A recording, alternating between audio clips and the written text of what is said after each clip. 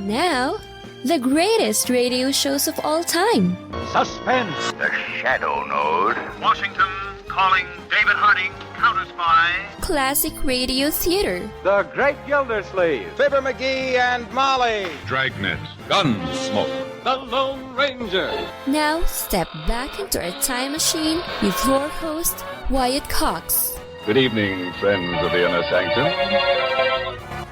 Since our last program, I went back and reread Earth Abides, and it is very, very powerful. A very good and solid adaptation of Earth Abides is what we'll hear today in an episode of Escape, going back 72 years to November 12th, 1950. John Dehner, a magnificent job on this. The ending was changed somewhat, and the way things ended, it was just, let's say it wasn't radio friendly at the time. It really wasn't. But I strongly suggest you find a copy of the wonderful book, and it's out there. Ecclesiastes 1:4, mentioned in the title. Highly appropriate. As you may or may not know, Ecclesiastes 1:4, men go and come, but earth abides. And that's what this spells out in this copy of this wonderful, wonderful book. If you have, and I strongly encourage you, reading of it. Stephen King considered it an inspiration for The Stand. George R. Stewart, an amazing, amazing book. I got to quit ranting and get on with it on this Saturday, 12th day of November. This is the 316th day of the year, 49 days remaining.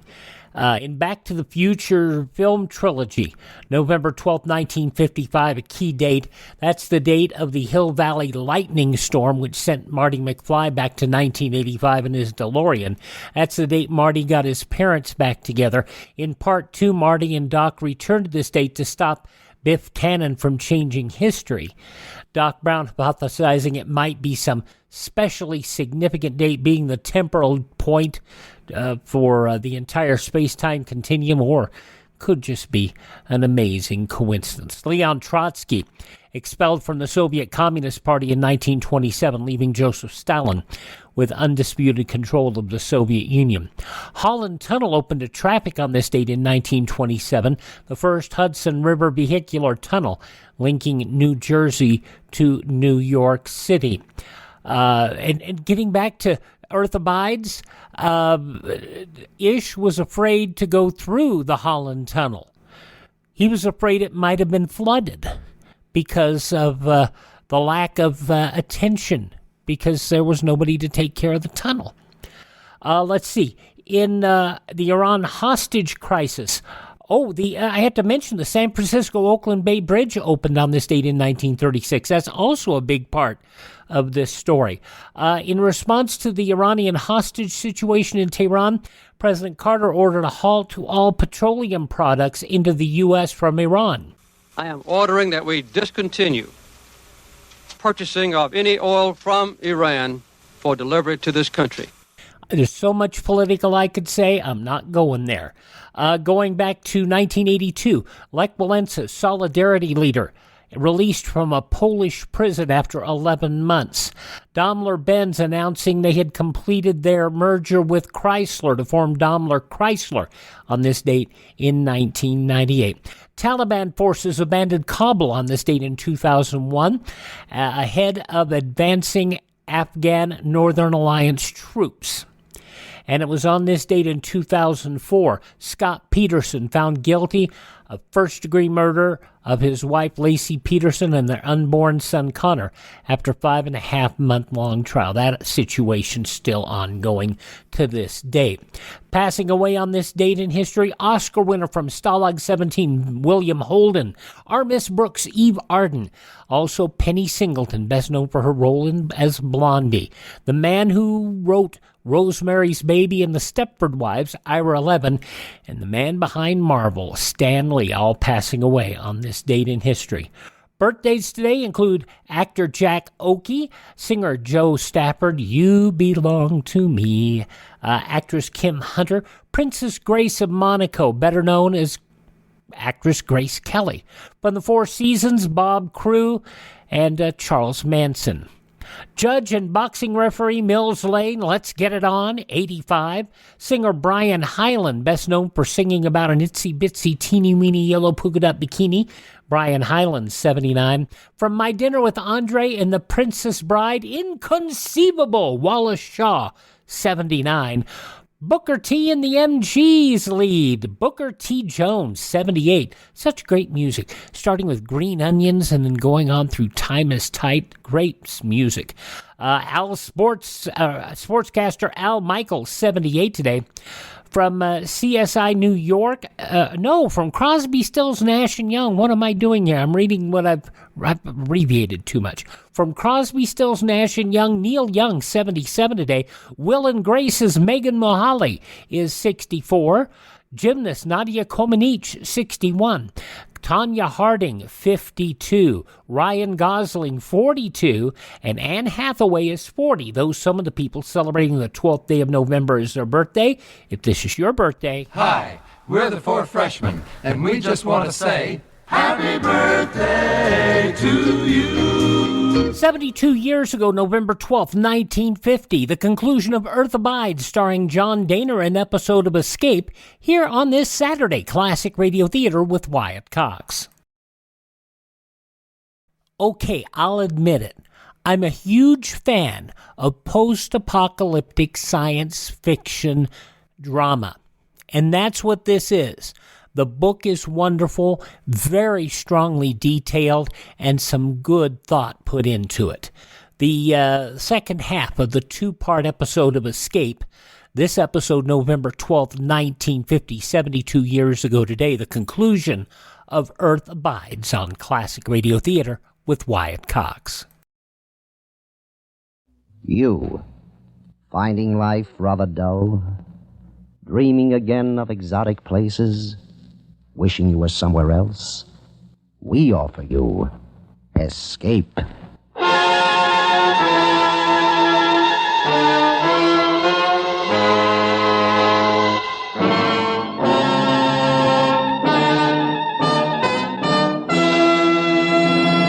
Today, with a performance of John Dehner as Isherwood Williams, Escape brings you one of the most unusual and terrifying stories of recent years. George Stewart's powerful novel, Earth Abides.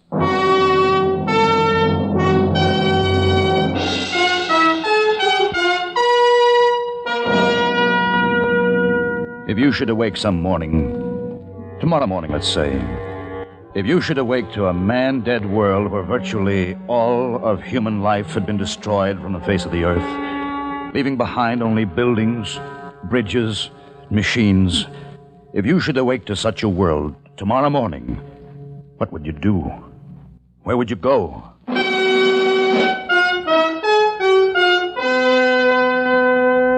This is the year 3. My name is Isherwood Williams. It's 3 years since I returned from the lonely mountain country of Northern California to find that mankind had virtually vanished from the earth. Some unknown virus had scourged him from his high place among animals. His great cities were tombs. His entire civilization was crumbling.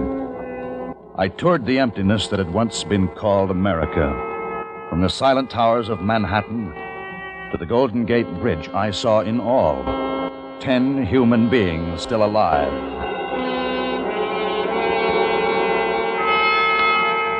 In the 4th month after my return to San Francisco, I saw a light on Nob Hill. It was there I found Em, who became my wife.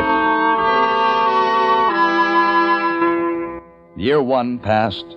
We call it the year of the baby. Year 2, we call the year of the rats. Now it was year 3. Em, the baby, and I were struggling for existence amid the fast decaying wealth of San Francisco. Oh! All right, now be careful. Careful, Em. Isn't it funny? It always makes me feel like I'm doing something wrong. Not breaking into the biggest food store on Market Street. That's not wrong, Em. There's no private property anymore. This city, this grocery store, it's all ours now. But Ish, look. Look at this place. Yeah, the rats left their mark here, all right. There's the answer to their death. They ate all the food they could get at, then they ate each other. Oh, Ish, how horrible. It's a familiar pattern, Em. A species grows, dominates the earth for a short time, then dies. Now, come on. We'll take a look at the bottles and the canned goods. Ish, look, the labels are gone. They're eaten off. Yeah, well, we'll just have to try to guess at the contents by the shape of the can. Well, the bottles are easy. Here, look. Bottles of real lemon juice. Fine. This should be corned beef. Look at it all. Tons of it. We could live on just this forever. No, Em. We can't be scavengers forever. That's why the rats died. Em, we've got to grow things. We've got to bring something new into the world. Oh, come on. Let's get some of this stuff home.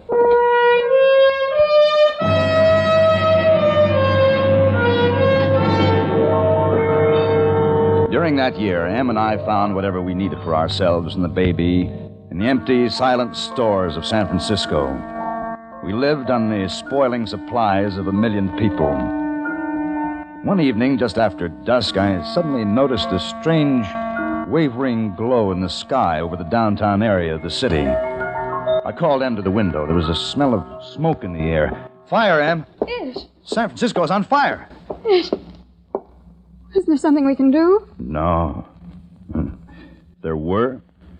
Must be 3 square miles of flame. What started it, do you suppose? We'll never know. Oily rags in basements and gasoline explosion could be any one of 1,000 causes. Will it reach the house? No, I don't think so. Wind's blowing it away from us. It'll burn itself out in a day or two. We'll come away from the window. Em. Em, do you smell gas? I don't know. It smells like it to me.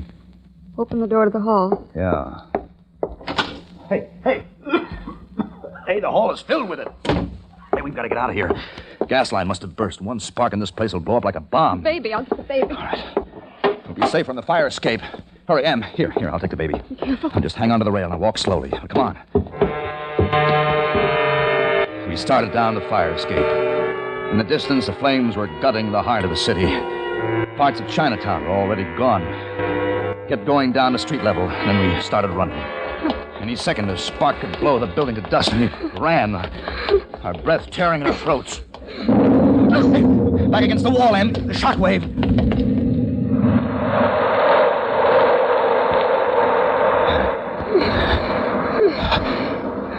Em, you all right? Hold me close.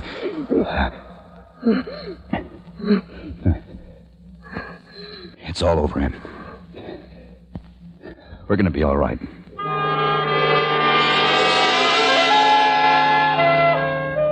We moved to another section of town that had been spared by the fire. The days passed, the days and the weeks. Em and I were growing tired of the canned foods and wanted some fresh vegetables and fruit. But we needed a car. One day, Em and I found a Jeep in a garage. In the storeroom, I found new tires to replace the rotted ones the Jeep had been standing on. Will it work? Well, after 2 years, hard to say. I'm no mechanic.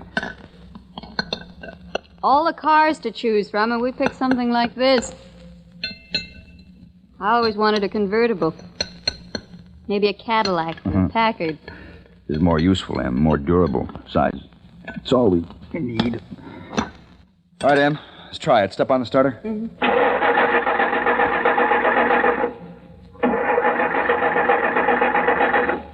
No. All right, now try it. Oh, come on. Come on, start. Oh.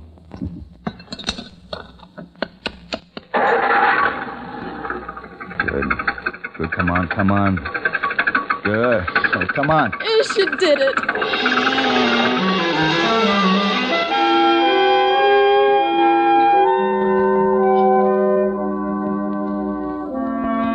One night, several months later, Em shook me awake.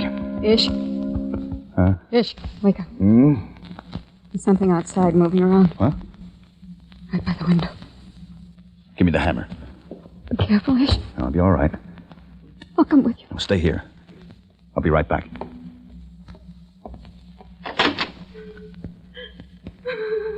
Who's there? Who's there? Girl. Come here. Oh, I won't hurt you. Come here. What are you doing? Eileen. My name is Eileen. Where are you from? Eileen. Hungry.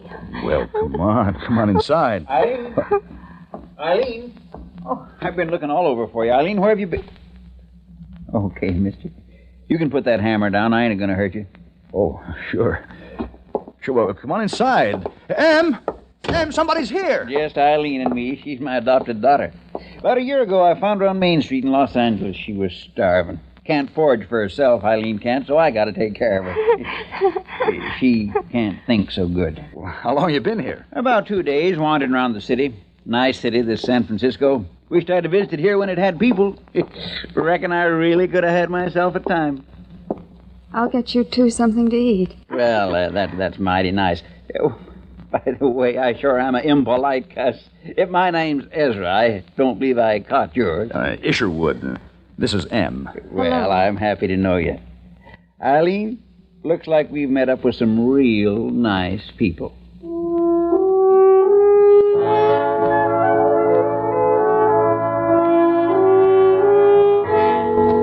Ezra and his new daughter Eileen stayed with us, made their home in the house next door. Now the year 3 has passed. We called it the Year of Ezra.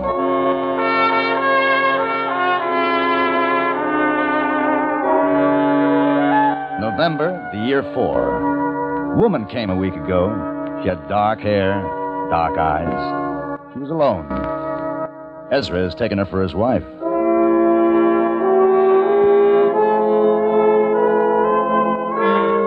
June 9th, the year 5, our second son was born this day. We named him Joey. April, the year 6, 2 men and a woman have come. George says he's a carpenter. Harry worked in the bank. Well, he'll have to learn a trade. The woman is called Mabel.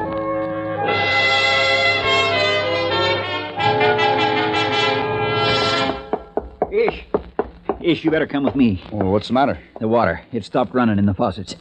Well, maybe it's just a broken pipe in your place. No, I checked, and it ain't just my place. I've checked all the houses around, and there ain't any water running in any of them. Maybe it's a water main under the street. I don't think so. You know what I think? What? I think the water stopped way up in the mountains someplace. Ish, San Francisco's going dry.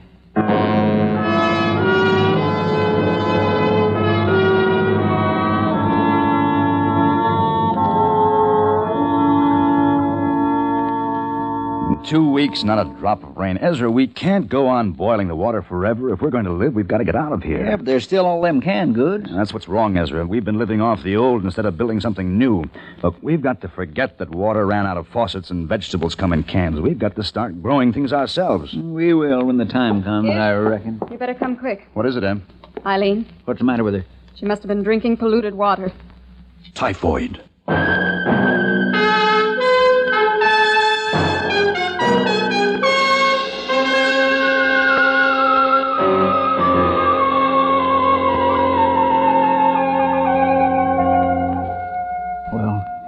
What does the book say, Ish? What are we going to do? Isolate the others.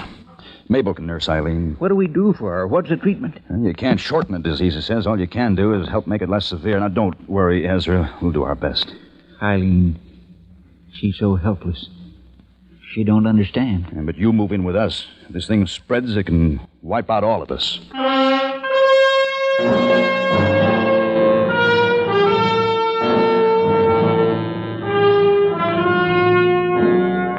Ish, another case. Who is it? George. Move him in with Eileen. Get another bed in there. You won't have to. What do you mean? Eileen's dead.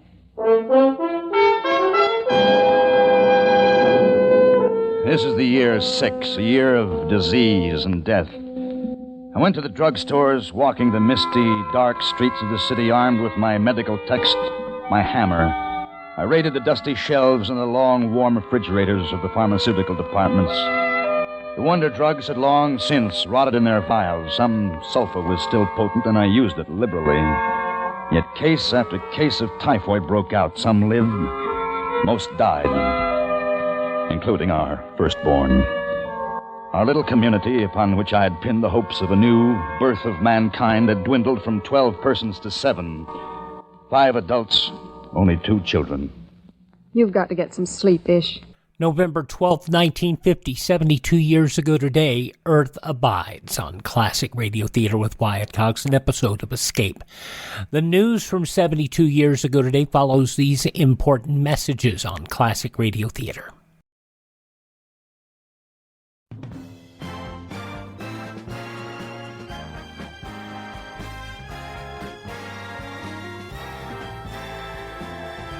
Thanks for tuning in to Classic Radio Theater with Wyatt Cox here on your favorite station. We're listening to Escape from November 12, 1950, the conclusion of the 2-part Earth Abides. What was in the newspapers of that Sunday 72 years ago? Well, we'll tell you. These were some of the headlines. A nationwide poll of Republican state chairmen yesterday showed Ohio Senator Robert A. Taft an overwhelming choice for the GOP presidential nomination in 1952. General Dwight Eisenhower rated a long shot in the United Press survey, chiefly because the Republican leaders still aren't sure they can get him. Trailing far behind those two came California's Governor Earl Warren, Senator-elect James H. Duff of Pennsylvania, and Minnesota's Harold E. Stassen.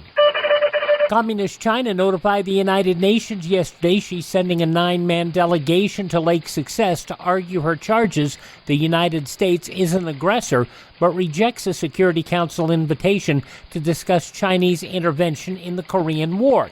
The situation in brief is this. The Peiping regime notified UN Secretary General Cheng Li a 9-man delegation will depart by air from Peiping November 14th in response to a Security Council invitation extended September 29th for the communists to be represented in council talks on the Peiping charge that sealing off of nationalist-held Formosa by the U.S. 7th Fleet constitutes aggression against China. The Chinese communists, in another communication later to Li, say they rejected a Security Council invitation released November 8th for Peiping to send a delegation to talk about American charges that the Chinese communists had intervened in the Korean fighting. And the Chinese communists proposed in turn that the Security Council consider together their charges of concerning Formosa and of American aggression in Korea and air attacks on Manchuria.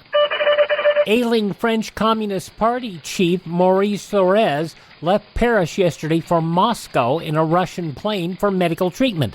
The Paris newspaper Le Figaro says the Kremlin fears Thorez has Titoist tendencies, meaning a deviation from the party line.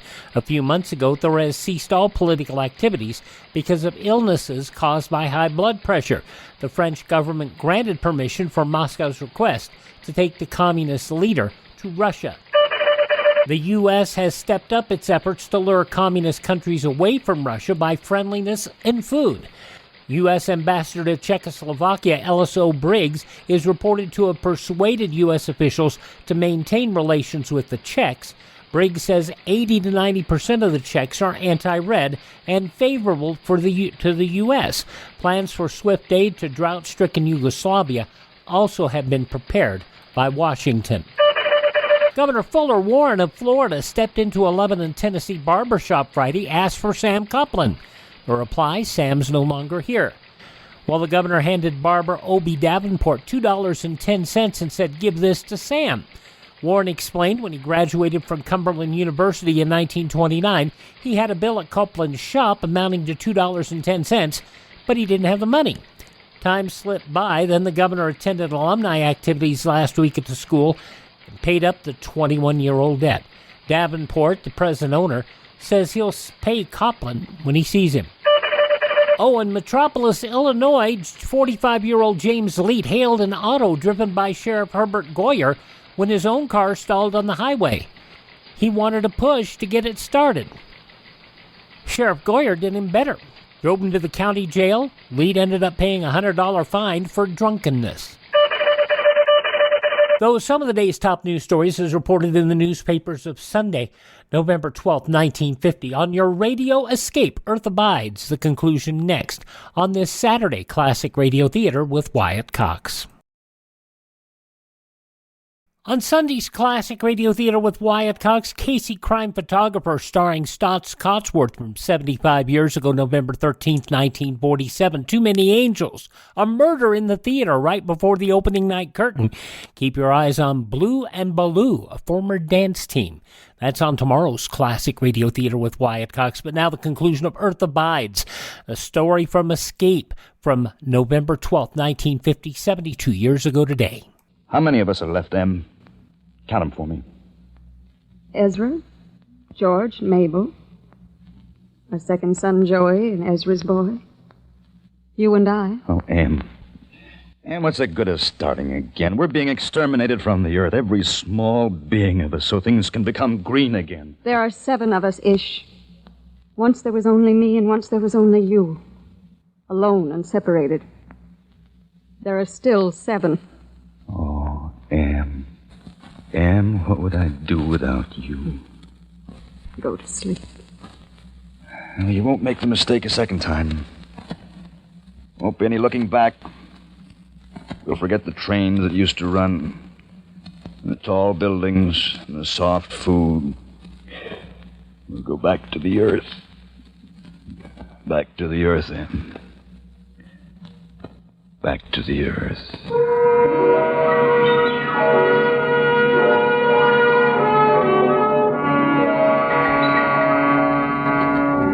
We left San Francisco, we few survivors. We packed only the essentials, the machines, the conveniences.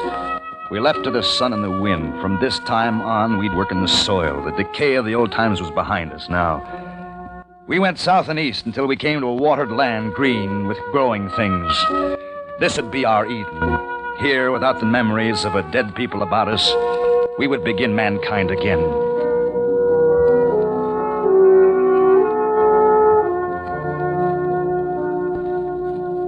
Come here, Joey. Yes, Daddy. Joey, here, sit down here next to me. I want to ask you some questions. Sure.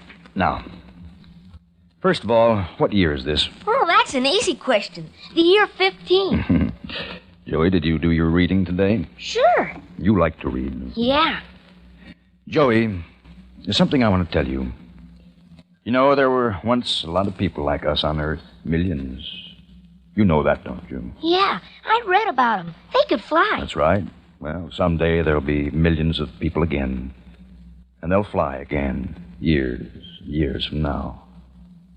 But after I'm gone, there won't be anybody to show them the way. That's why I'm depending on you. What am I supposed to do? Learn, read, study. You're going to lead them someday, Joey, after I'm gone. Don't let them go back. You don't understand.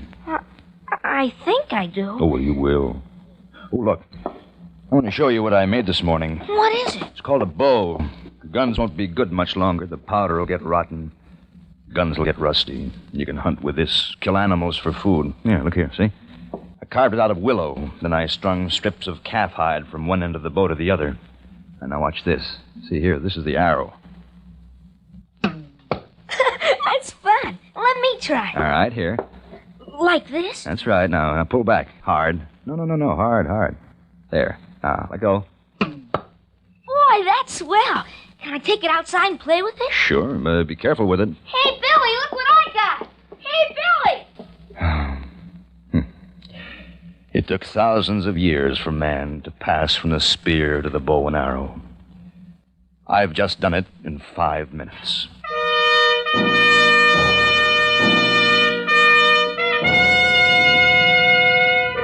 This is the year 19. I have gray hair. It's odd to think of myself as an old man. Well, I'm not really. 51. There are 19 numbers in a smooth piece of rock in the meadow that I chipped in with my hammer and chisel. My hammer. What would I do without my hammer? Everything is going along well. Quite a farmer now. Community is growing. There are 45 of us. Strangers that drifted in. Babies born. Maybe man is something you can't quite kill off. A stranger named Charlie came in today.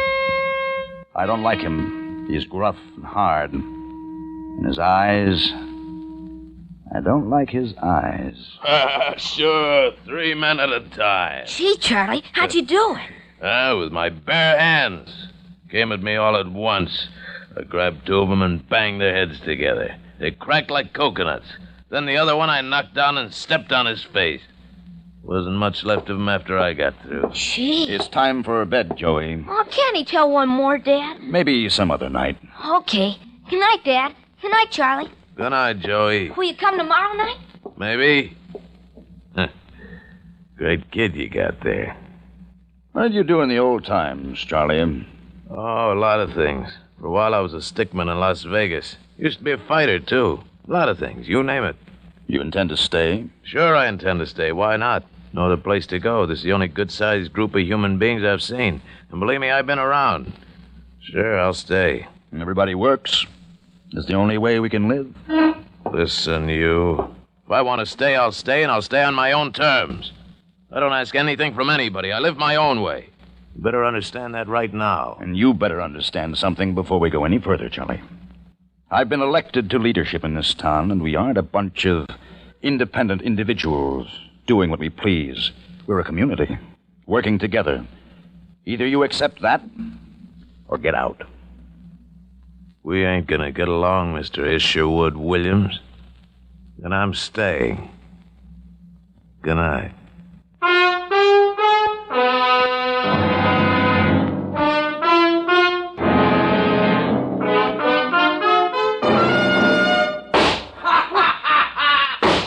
Gunshots!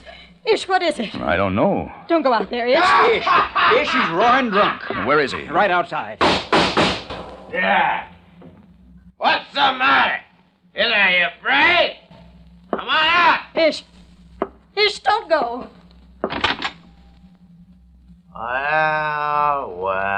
Well. The great Isherwood. Howdy, Isherwood. Put down that gun, you crazy fool. Let go. Down. Let go of me, you. Ish, are you all right? Never mind me. Get that gun away from him. Get George. Yeah.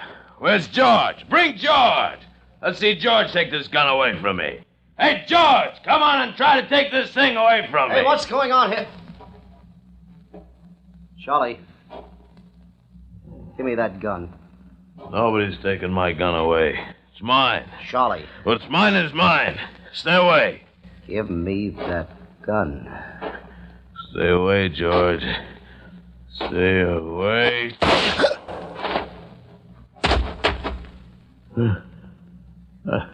I told him to stay away. George. George! He's dead. All right, you. You've done enough damage with that thing. Hand it over.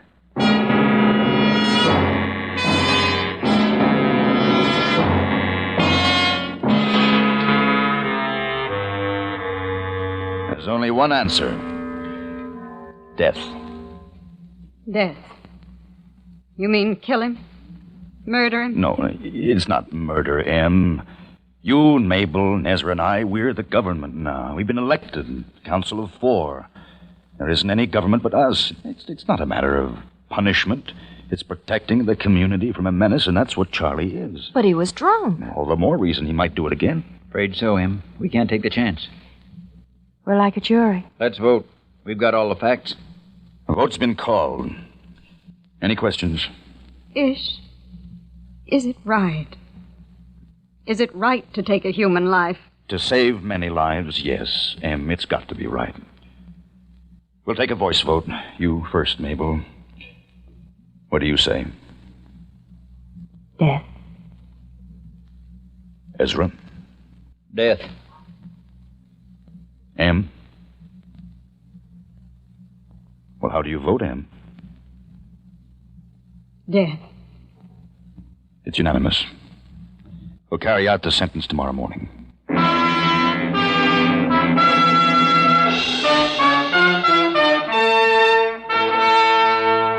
The Council of Four had made its decision. This was not killing in passion or rage or hatred. This was the deliberate and sane elimination of an enemy. Early in the morning, we tied Charlie to an oak tree. Ezra took Charlie's revolver. Charlie stared at him with childish disbelief. He gasped, slumped into his ropes, his mouth red with blood, his eyes swollen in death. The power of the new state was born.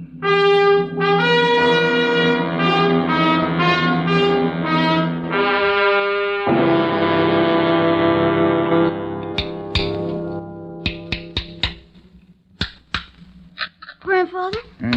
Is it the new year now? Yes, Carl. New Year. Here, carry my hammer for me. No. It won't hurt you. My hammer. Here. No, I don't want it. Why not?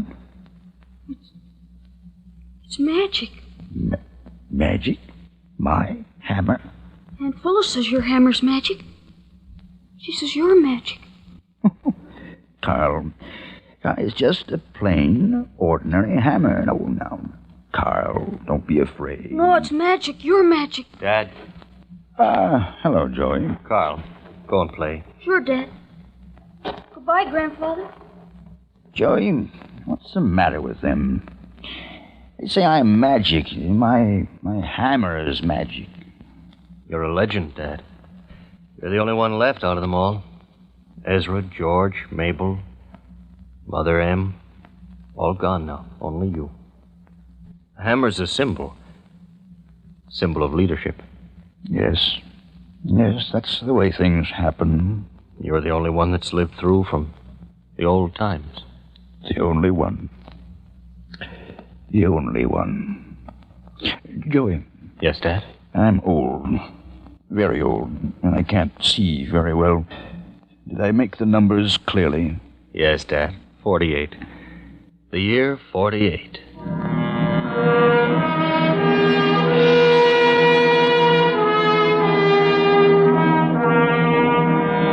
It's all begun again. Life. Generations and generations. Oh, Em, if you could have lived to see your faith come true. And once there were only the two of us, alone and separated. I want to see the old once more before I die. Just once more. The bridge. The Golden Gate Bridge. We're here, Dad. How does it look, Joey? Tell me. How does the Golden Gate Bridge look? It's old and rusty, but it's wonderful. It's beautiful. Is there a car? Small car on the bridge? Yes, Dad, it's still there. Can you still see buildings across the water? Only a few, Dad. It's mostly overgrown. But the hills behind the city are beautiful today. Good. Joey, here. Here's the hammer. Yes, Dad. You're the new leader now.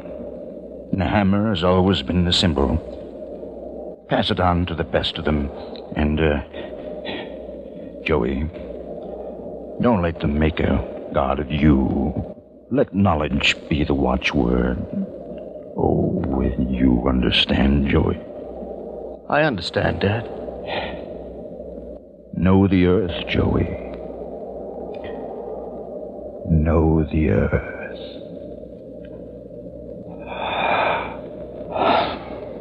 Dad. Oh. Men go and come. But the earth abides.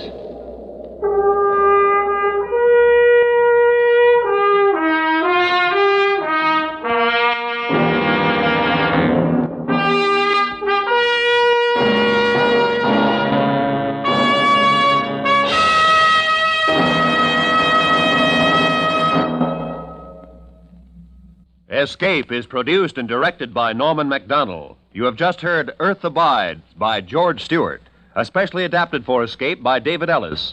John Dehner was starred as Ish with Peggy Weber as M. Featured in the cast were Michael Ann Barrett, Parley Bear, Jeffrey Silver, Paul Frees, Lou Krugman, and Larry Dobkin. The special music for Escape was arranged and conducted by Ivan Ditmars.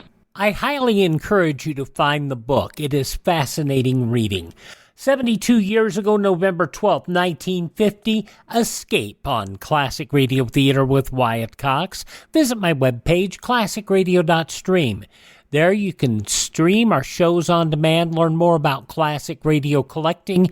You can contact me there. You can find our social media links, and please follow us on social media so you can stay up to date with breaking news as to what's going on with this radio program.